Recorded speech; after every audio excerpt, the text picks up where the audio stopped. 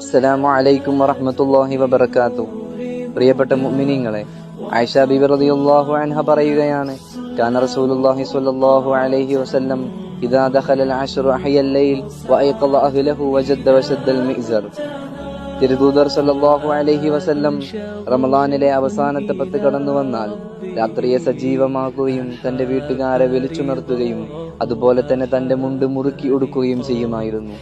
മുണ്ട് മുറുക്കിയെടുക്കുക എന്നത് സൂചിപ്പിക്കുന്നത് ഇബാദത്തിലുള്ള താല്പര്യവും അതിനോടുള്ള അത്യാഗ്രഹവുമാണ്. ചുരുക്കത്തിൽ പറഞ്ഞാൽ, റമളാനിന്റെ അവസാനത്തെ 10 കടന്നു വന്നാൽ മുഹമ്മദ് മുസ്തഫ സല്ലല്ലാഹു അലൈഹി വസല്ലമ തങ്ങൾ അവിടുന്ന് ധാരാളമായ ഇബാദത്തുകൾ ചെയ്യുമായിരുന്നു. അല്ലാഹു സുബ്ഹാനഹു വ തആല ആ ജീവിതത്തെ പിൻപറ്റി റമളാൻ കൊണ്ട് വിജയിക്കുന്ന മുഅ്മിനീങ്ങളിൽ നാം ഏവരെയും ഉൾപ്പെടുത്തി അനുഗ്രഹിക്കട്ടെ. ആമീൻ. അസ്സലാമു അലൈക്കും വറഹ്മത്തുള്ളാഹി വബറകാതുഹു.